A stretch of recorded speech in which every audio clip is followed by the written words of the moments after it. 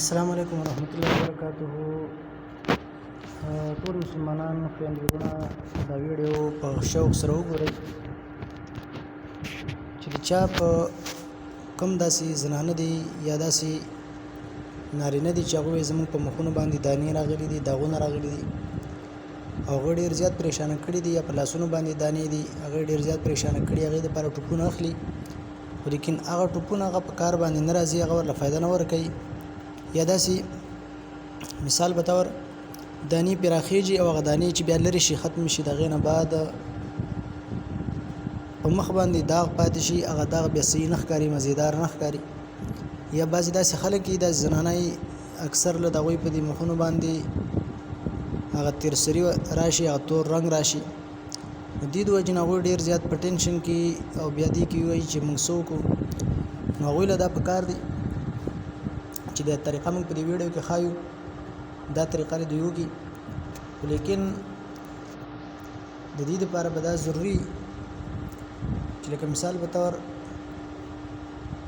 دا کومه طریقه چې موږ ښایو بس په دغه طریقه باندې به دوی به داسې وکړي چې کم معمول کې دوی کم کریم استعمالوي او یا دغه شانته نور کم شی استعمالوي، هغه به راواخلي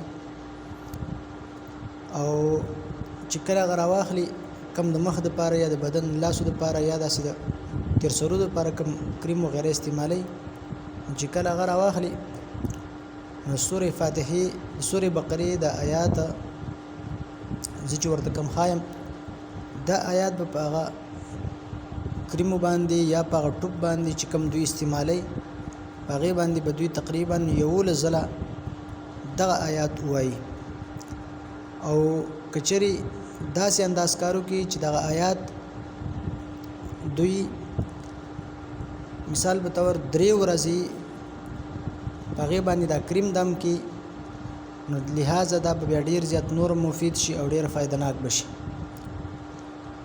دا آیات دی مسلمة لا شیة فیها، دا وظیفه هر څوک یادولی شي، مسلمة لا شیة فیها. نو چې کله دا وظیفه دوی په کریمو یا څه باندې ووایي او هغه کله استعمالوي او بیا چې کوم مطلب 11 پیرې ویل په کار دی او بیا د هغې نه بعد په کریمو باندې به چوف کړي، او که 3 ورځې پې چوف کړي نو بیا به ډېر زیات بهتره وي. که په خپله نشي ویلی بل چاته دې ووایي هغه دې ورله ووایي او کریم دې ورله پیدا کړي یا داسې ټوپي کم نو غیر هغه دې ورله پیدا کړي،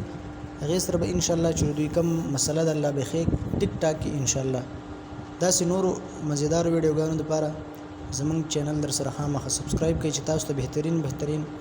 وظایف او نصیحتونه وغیره راځي او هغه وظیفې چې هغه ټولې د قرآن او د سنت موافق وي. او دویمه خبر ده که چاته کومه مسله وي نو هغه په کومنټ کې لیکلی شي چې زه هغې ته د هغې موافق ویډیو جوړه کړم.